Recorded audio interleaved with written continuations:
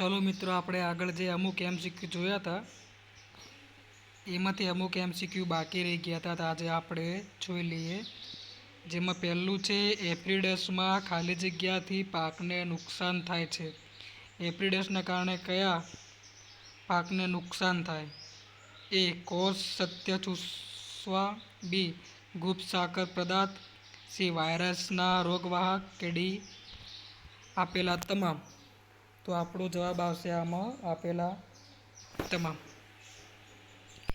બીજો પ્રશ્ન છે આપણો, જેમાં એવો જીવ છે બીજા જંતુઓને ખાય છે તે જીવને ખાલી જગ્યા કહેવામાં આવે છે।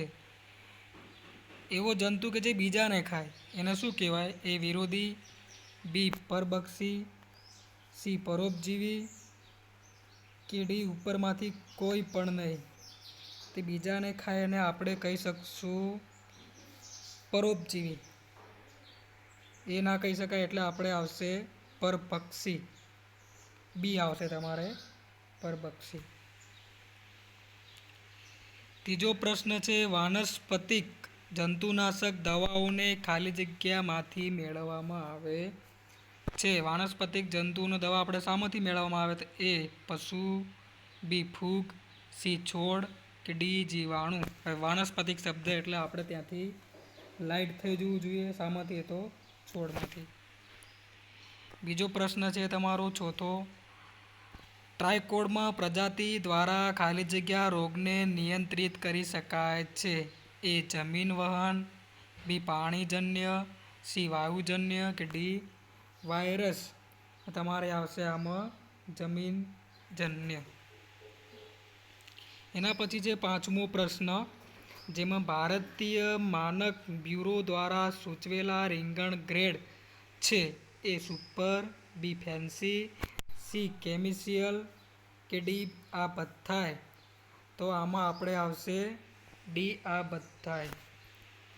એના પછી છે તમારો છઠ્ઠો પ્રશ્ન, ઠંડી અથવા શરદ ઋતુની ઠંડીની શાકભાજી, ઠંડી અથવા શરદ ઋતુની શાકભાજી કઈ? તો એ તમારે એ તરબૂચ, બી ગાજર, સી ફળોનો રસ કે ડી દૂધી। તો તમારે આમાં આવશે બી ગાજર। એના પછી છે સાતમો પ્રશ્ન, પૂરક ખેતીની નોંધનું એક ઉદાહરણ છે। એ ખેતી માલયાદી, બી રોકડ વેચાણ રજિસ્ટર, સી ખેતી રોગાણ ખાતા કે ડી આ બધા જ। તો મિત્રો આપણે આમાં તમારો જવાબ આવશે બી રોકડ વેચાણ રજિસ્ટર। એના પછી છે તમારું શાકભાજી એ ગરમીની સિઝનમાં વધે છે। એવું કયું શાકભાજી છે પણ તમારે ગરમીની સિઝનમાં વધે એવું કયું શાકભાજી છે? તો એ દૂધી, બી મેથી, સી ગાજર કે ડી કોબીજ। તો તમારે આમાં ગરમીમાં વધે એવી શાકભાજી આપણી એ દૂધી। એના પછી નવમો પ્રશ્ન, એપિંડાની સ્થાપના ખાલી જગ્યા વર્ષમાં થઈ હતી। ભાઈ આ પ્રશ્ન આપણે કોઈ બી પરીક્ષામાં પૂછાયો નથી પણ મેં મારી જાતે કાઢ્યો છે તો તમે થોડુંક આની ઉપર ભાર આપજો। એ 1986, બી 1996, સી 2002 કે ડી 2005। તો આપણે આમાં આવશે 1986।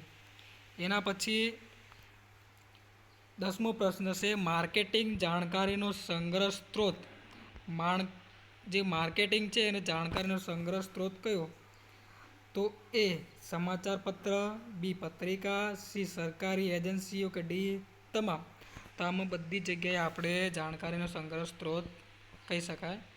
એના પછી છે તમારું ભારતમાં કેટલા ટકા સુધી શાકભાજીના પાકોને ઉપજમાં નુકસાન જુદા જુદા રોગોને કારણે થાય? ભાઈ જુદા જુદા રોગ છે એના કારણે જે થતું હોય રોગને કારણે જ ઓનલી ફોર નુકસાન થાય છે મિત્રો। તો એ 30થી 80, બી 70થી 80, સી 50થી 80 કે ડી 90થી 80। તો મિત્રો આપણે આમાં આવશે સી 50થી 80। આટલા પ્રશ્નો આપણે 11 આમાં કાઢ્યા હતા। એના પછી આપણે વિભાગ બીમાં જે અમુક પ્રશ્નો પૂછાય છે મોસ્ટ આઈએમપી જેવા છે એ બી આપણે લીધા છે મિત્રો, એમને બી જોઈ લઈએ થોડા। વિભાગ બીમાં જે અમુક પ્રશ્નો વધારે પડતા પૂછાઈ જાય છે એવા. સિંચાઈની વ્યાખ્યા મિત્રો. આ પ્રશ્ન અમુક બોર્ડની પરીક્ષામાં આવ્યો છે. સિંચાઈની વ્યાખ્યા કોણ કહેવાય કે છોડના વિકાસ માટે અને જમીનના યોગ્ય ભેજ જાળવી રાખવા માટે જમીનમાં પાણીના કૃત્રિમ પ્રયોગને સિંચાઈ કહેવામાં આવે છે. કૃત્રિમ પ્રયોગને મિત્રો. છેલ્લો શબ્દ છે આપણો કૃત્રિમ. કુદરતી નથી, કૃત્રિમ પ્રયોગને સિંચાઈ કહેવામાં આવે છે. બીજો પ્રશ્ન તમારો છે શાકભાજીના પાકના પ્રકારો જણાવો. શાકભાજીના પાકના બે પ્રકાર છે. એક છે છીછરા મૂળવાળા અને બીજા ઊંડા મૂળવાળા. આમાં તમે શાકભાજીના પ્રકારોમાં બધા બીજા લખી ના દેતા, જેમ કે ટામેટા, મરચાં, રીંગણા એવી રીતે તમારે લખવાની જરૂર નથી મિત્રો. આમાં ખાલી બે જ પ્રકાર છે, તો છીછરા મૂળ અને ઊંડા મૂળ. પછી ત્રીજો પ્રશ્ન છે સિંચાઈના પાણીના મુખ્ય સ્ત્રોતો કયા કયા? જે મુખ્ય ઉપરના, તો પહેલું છે સપાટી પરના જળ સ્ત્રોત, બીજું છે ભૂગર્ભ જળ. હવે સપાટી ઉપર આપણે ઘણા બધા અલગ અલગ પ્રકારના જોવા મળે છે, જેમ કે નહેર, તળાવ, ખેત તલાવડી, આ બધી તમારે સપાટી ઉપર જોવા મળે. પછી ભૂગર્ભ જળમાં તમારે આવશે કૂવો અને બોરવેલ, બે જ આવશે. એના પછી છે તમારો ચોથો પ્રશ્ન પાણીની ગુણવત્તા ચકાસણીના સાધનોના નામ. પાણીની ગુણવત્તા, પાણી સારું છે કે નહીં, આપણે જે ચકાસણી કરવી હોય તો કયા કયા સાધનોથી કરી શકાય? તે પહેલું છે તમારું pH રંગની પટ્ટીનું માપ. પછી બીજું છે તમારું ડિજિટલ pH મીટર, ત્રીજું છે pH મીટર અને ચોથું છે તમારું EC મીટર. આ 4 સાધનો તમારે પાણીના ચકાસણીના સાધનો છે. હવે ભાઈ નિંદણની વ્યાખ્યા તમારે વારંવાર પૂછ્યા છે આ પ્રશ્ન. નિંદણની વ્યાખ્યા આપો. અને આ પ્રશ્ન જવાબ બી સારો એવો છે. નિંદણ કોને કહેવાય? આપણે પહેલું એ સમજવાનું કે નિંદણ કોને કહેવાય.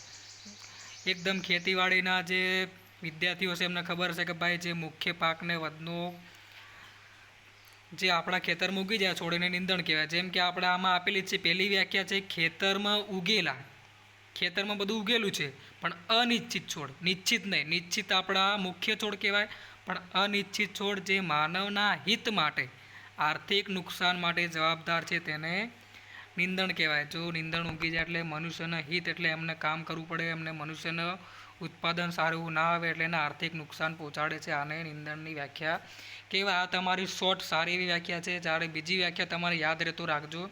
જેની બીજી વ્યાખ્યા એમ કહેવા માગે છે મિત્રો, જે નિંદણ ને એક એવા છોડના રૂપમાં વ્યાખ્યાયિત કરી શકાય છે કે જે પોતાની જગ્યાએ વધે છે અને પાકને ક્ષેત્ર અથવા તેની આસપાસના વિસ્તારમાં અનિશ્ચિત છોડના રૂપમાં પણ વ્યાખ્યાયિત કરી શકાય છે. જે તમારું મુખ્ય પાક છે અને આજુબાજુમાં ઉગી જાય એને આપણે નિંદણ તરીકે બી વ્યાખ્યાયિત કરી શકાય છે. હવે તમારા નિંદણના પ્રકારો. નિંદણના કેટલા પ્રકારો છે? 3 પ્રકાર છે. જેમાં પહેલું છે તમારું એક બીજપત્રી નિંદણ, બીજું છે દ્વિદળ નિંદણ અને ત્રીજું છે સેજન. પછી નિંદણને નિયંત્રિત કરવાની પદ્ધતિઓ. નિંદણને આપણે ખેતરમાં ઉગી ગયું છે પણ એને આપણે કઈ કઈ રીતે દૂર કરી શકાય, કાઢવું છે તો કઈ રીતે? પહેલું છે યાંત્રિક અને ભૌતિક.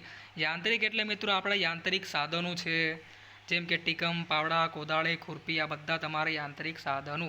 પછી બીજું છે તમારું સાંસ્કૃતિક પદ્ધતિ છે, ત્રીજું છે તમારું જૈવિક પદ્ધતિ, ચોથું છે રાસાયણિક પદ્ધતિ. રાસાયણિકમાં કોઈને તકલીફ ના પડવી જોઈએ. રાસાયણિક એટલે કે બધી અલગ અલગ દવાઓને કારણે આપણે નિંદણને દૂર કરી શકાય છે. પછી 8મો પ્રશ્ન છે તમારું ટામેટાને કેવા પ્રકારના જંતુઓ જોવા મળે છે? ટામેટામાં કેવા કેવા પ્રકારના જંતુઓ જોવા મળે? તમારે ટામેટામાં જોવા મળતા જંતુઓને નિયંત્રણ કઈ રીતે કરવાનું આ તમારે આવશે.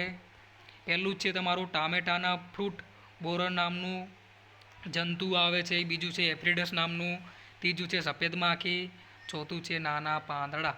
આ 4 પ્રકારના જંતુઓ તમારે ટામેટામાં જોવા મળશે. પછી બીજું છે રીંગણ આપણું. એમાં નાના જંતુ અને અંકુર અને ફળછેદક. પછી અંકુર અને ફળછેદકમાં આપણે પેલો ડમ્પિંગ ઓફ નામનો રોગ આવે અંકુરમાં, એટલે યાદ રાખજો. પછી મરચાં અને શિમલા મરચાં જોવા મળતા જંતુઓ, એમાં થ્રિપ્સ અને એફિડસ.